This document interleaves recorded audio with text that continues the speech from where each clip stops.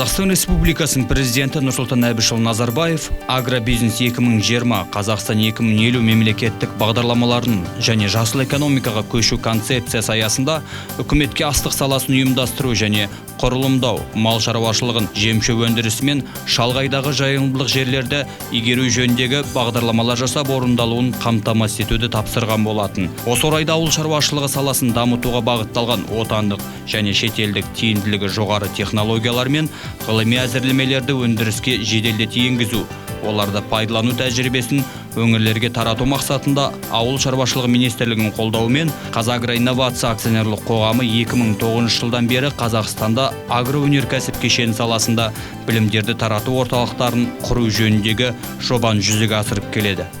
Қызылорда облысы осы аграрлық облыстардың бірі болып саналады. Сондықтан осы 2012 жылы осы біздің Ыбырай Жақаев атындағы Қазақ күріш шаруашылығы ғылыми-зерттеу институты жанынан Қызылорда білім тарату орталығы ашылған болатын.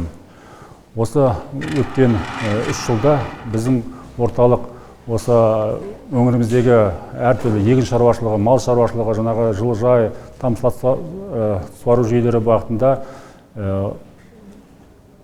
40-қа жуық семинар өткізіп, одан 1200-дей сала мамандары біліктілігін жоғарылатты.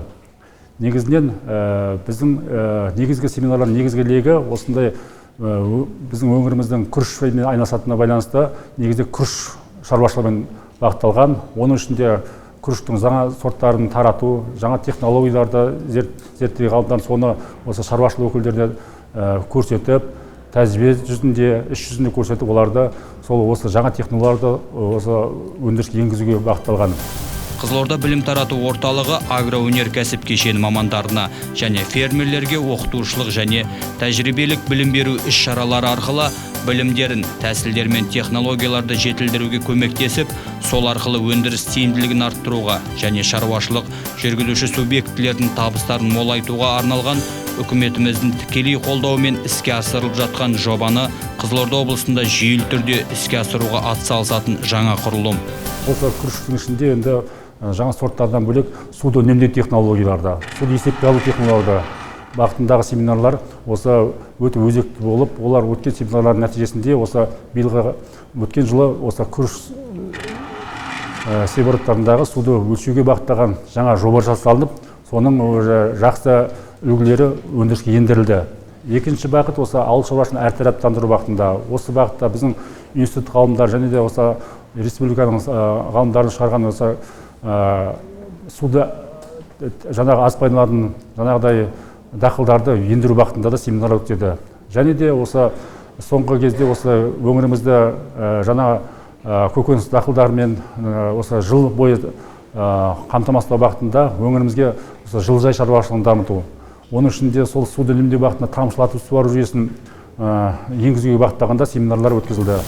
2012 жылы орталықта 7 семинар ұйымдастырылып, оған 189 тыңдаушы. 2013 жылы ұйымдастырылған 11 семинарға ауыл шаруашылығы саласының 304 маманы қатысса, 2014 жылы ұйымдастырылған 9 семинарға 262 сала мамандары қатысып, өз біліктіліктерін жоғарылатты. Биылғы жылға жоспарланған 13 семинардың бүгінгі күнге дейін 5-і ұйымдастырылды. Аймағымыздың ауыл шаруашылығы саласы негізінен егін шаруашылығымен, оның ішінде күріш өндіру болғандықтан семинарлардың көпшілігі Қызылорда облысы жағдайында күріш өсіру технологиясы және күріш шаруашылығында инновациялық технологияларды қолдану, егін шаруашылығын әртараптандыру және өндіріске су ресурс үнемдеуіш тәсілдерді енгізу бағыттарында ұйымдастырылады.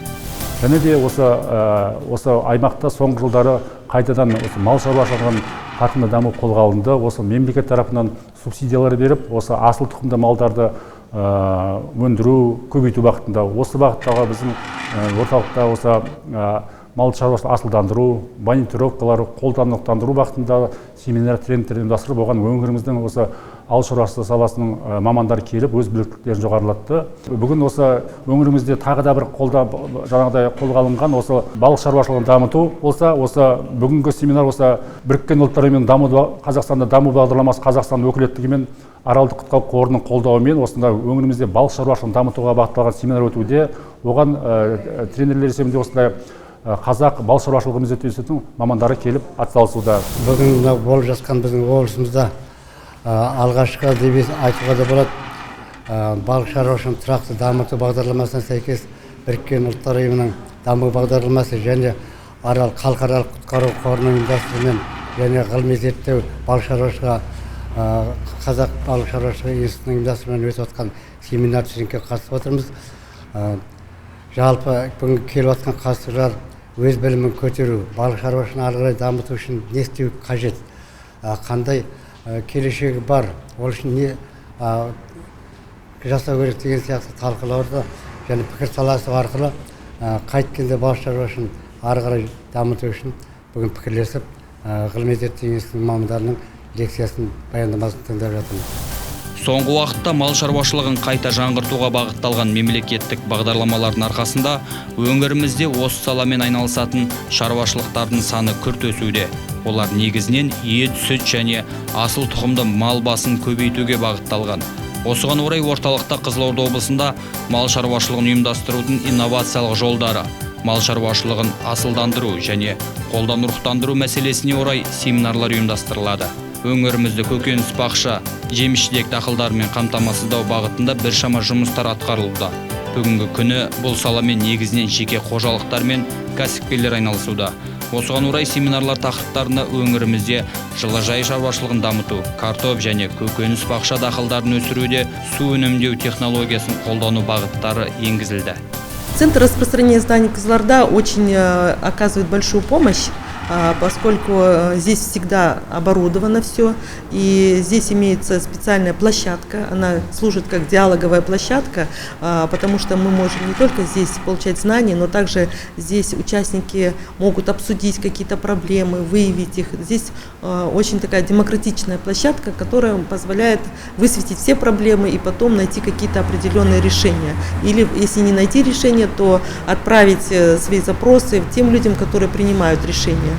И центр, конечно, хорошо оснащен. Мы также оказали большую помощь здесь, открыли свой центр при Центре распространения знаний. Это, как я сказала, тренинговый центр Арал-Сырдарьинского бассейнового совета. Поэтому вот эти центры, они как бы координируются друг с другом, работают. И мы вот в этом году провели вместе с Центром распространения знаний свыше 30 где-то семинаров и обучили около 150 где-то или даже уже, наверное, 200 участников. И все эти участники из Кызылординской области охватывают все районы. Әр семинар сайын тыңдаушыларға теориялық білім берумен қатар өңіріміздің озық шаруашылықтарының базаларында практикалық машықтандыру сабақтар ұйымдастырылады. Семинар бағыттарына сәйкес дәріс беруге өңіріміздегі білікті лекторлармен қатар еліміздің салалық ғылыми зерттеу институттарының ғалымдары шақырылуда. Барлық оқу семинарларына қатысушыларға тегін 3 мезгіл ыстық ауқат қажеттілігіне байланысты жатар орын беріледі және жол шығындары мемлекеттік бюджет есебінен өтеледі. Елбасымыз қостап отқан осындай үлкен программалар бар. Соның бір программасын деп ойлаймын. Соған біздер опыт өзімізге алуға келіп отырмыз. Білім араластырып біріміздің білгендерімізді айтуға. Енді ұйымдастыру жағынан келгенде өте жақсы ұйымдастырылған. Ең бірінші біздерді мына гостиница дейміз ғой, енді жататын орындарымыз. Бұл семинарлардың бізге берері көп. Мысалға алатын болсақ, осы биылғы жылы біз осы институтпен бірлесе жұмыс істеудің арқасында силсты закваскасын алдық. Казби стил деген несін сил деген закваскасын алып, сонымен 700 тонна силс дайындап алдық, 100 тонна сүрлем дайындадық. Соның бәрі осы ғылыми зерттеу институтының мамандарының бізге берген көмегі. Енді болашақта біздің ойымызша осы білім тарату орталығы одан әрі дамып, жаңа технологияларды өндіріске енуіне, мамандардың біліктілігінің жоғарылатылуына атсалысады деген ойдамын. Және де алдағы уақытта осы семинарға, біздің білім тарату орталықтарының семинарына осы бүкіл Қызылорда облысы ауыл шаруашылығы өкілдерінің қатысуға шақырамын. 2014 жылы Қызылорда білім тарату орталығында өндірістік тәжірибесі мол 2 консультант аймақтық агроөнеркәсіп кешені саласын мамандары үшін 31 топтық және 25 жеке кеңес беру жұмыстарын жүргізіп, одан жалпы 403 маман кеңес алды. Оның ішінде егін шаруашылығы саласынан 105 және мал шаруашылығы саласынан 298 маман. Қызылорда білім тарату орталығы Қызылорда қаласы Абай даңғылы 25Б мекенжайында. Ыбырай Жақаев атындағы Қазақ күріш шаруашылығы ғылыми зерттеу институтының ғимаратының 4-ші қабатында орналасқан. Байланыс телефондары 872 42 23 02 24 23 05 63.